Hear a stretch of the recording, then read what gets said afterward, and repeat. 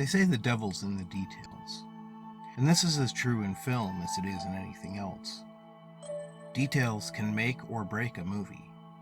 Do them right, and you've got a classic on your hands. Do them wrong, people start throwing spoons. You are tearing me apart! Nope! James Cameron started out in production design, making miniatures and matte paintings for Roger Corman and John Carpenter.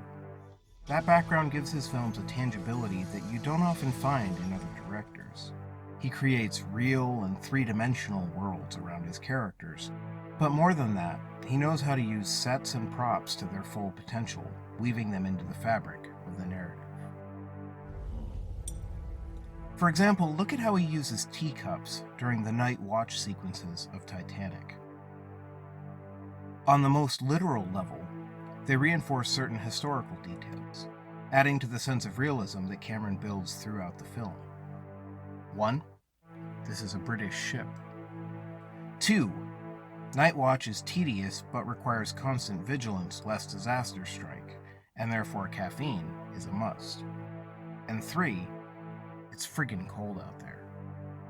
All of this gives us a stronger sense of what it might have been like to be those men on deck. The teacups also function more thematically. When the second officer comes to relieve Captain Smith on the bridge, he remarks that the sea is unusually calm. We'll make the bergs harder to see, with no breaking water at the base. Instead of responding, Smith looks down into his cup of tea and fidgets. It's a subtle callback to an earlier scene where the manager of the White Star Line pressures Smith into speeding up for the sake of publicity, a conversation which took place during afternoon tea. So that night, when Smith looks down into his teacup, he's pondering how to balance safety with the company's need to make headlines. He turns things over in his mind and then gives his order. Maintain speed and heading, Mr. Lighton. The concerns of high society men have won out. Later, when the iceberg is spotted, the crew scrambles to prevent a collision. First Officer Murdoch pushes past a subordinate, and wouldn't you know it, he spills the poor guy's tea everywhere. The world of high society has just been overturned. But this ship can't see. Survival is the only concern that matters now. But Cameron's greatest achievement in world building is easily The Abyss. Instead of the usual dry for wet techniques, he opted to shoot the film's underwater sequences in specially constructed tanks. So when we see characters moving along the ocean floor or searching the sunken submarine, that really is those actors underwater, using diving equipment that was designed especially for the film. The details of these scenes, floating debris, the bubbles that spew from their breathing apparatus, give The Abyss an authenticity and a real tension it would otherwise lack. The interior sets, too, are minutely detailed and exquisitely claustrophobic. Everything just feels real, and that helps us to buy into the plot's more outlandish elements. The people living in this world seem real, too. Oh, hi, Lindsay.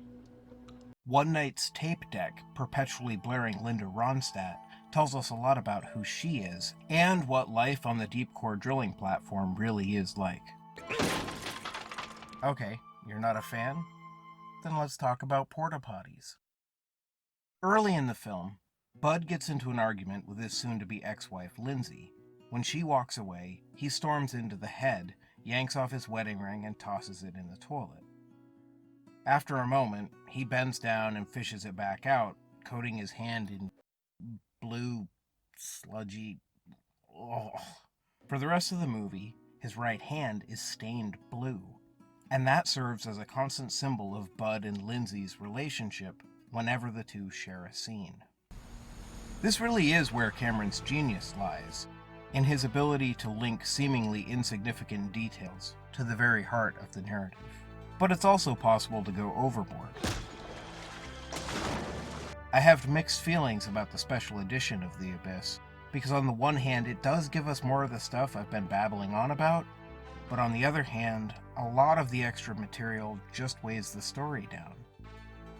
And that ending is just ham-fisted and preachy, and I hate it so much! You could have done it. The special edition really highlights Cameron's shortcomings as a storyteller. The narrative loses focus. The characters become just mouthpieces for clunky dialogue that beats us over the head with the theme. These are the kinds of problems that crop up in almost all of Cameron's films, including the ones that I actually really enjoy. Aliens moves along at a tense and engaging pace until the team seals itself inside the base and then watches as their laptop counts how much ammo the robot machine guns have. Terminator 2 gets bogged down in Sarah Connor's terrible voiceover and in action set pieces that really just keep the plot jogging in place.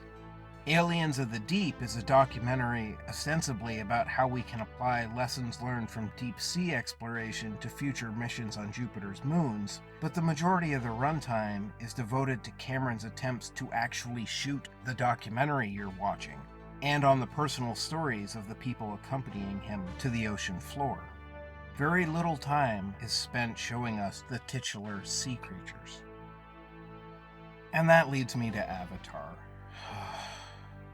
I never saw this when it was in theaters, but I can imagine how amazing the CGI must have looked on a massive screen.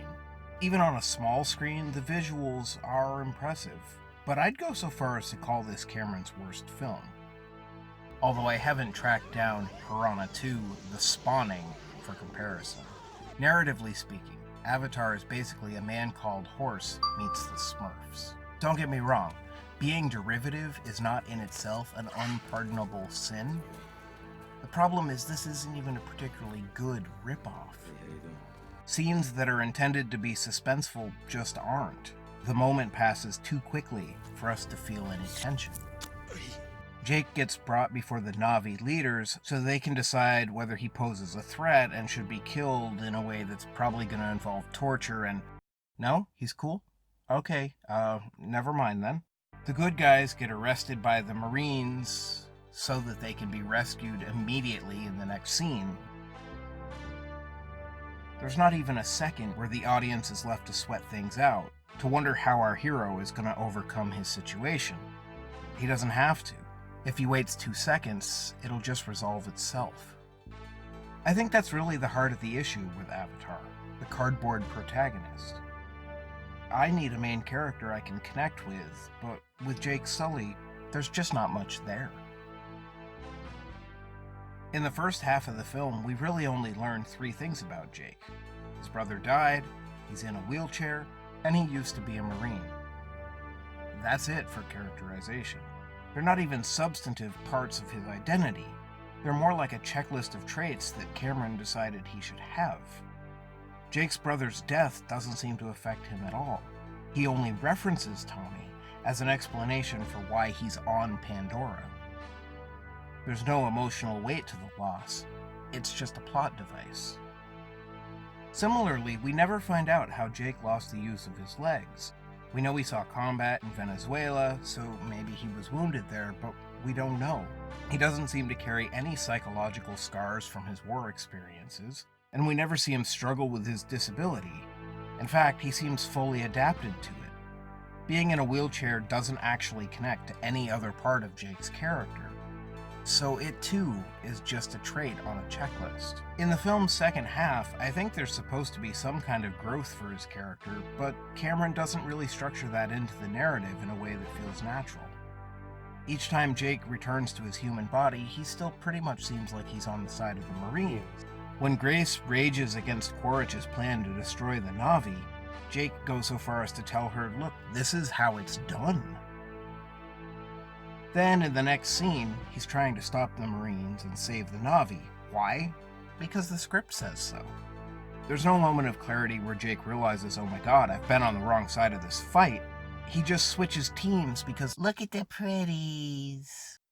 Cameron is very good at the pretties. Throughout his career, he has crafted worlds so tangible and chock full of detail that it almost feels like we could step inside them and experience them for ourselves. But telling a story within those worlds is another thing entirely. It's on every channel. He's at his best when he has a pre-existing structure, like the plot of an existing French movie or the timeline of a historical event to organize his narrative around. Otherwise, things get kind of squidgy. There's a flaw in that statement. He may have conquered the devil in the details, but, to use another cliched phrase, I think James Cameron usually misses the forest for the trees.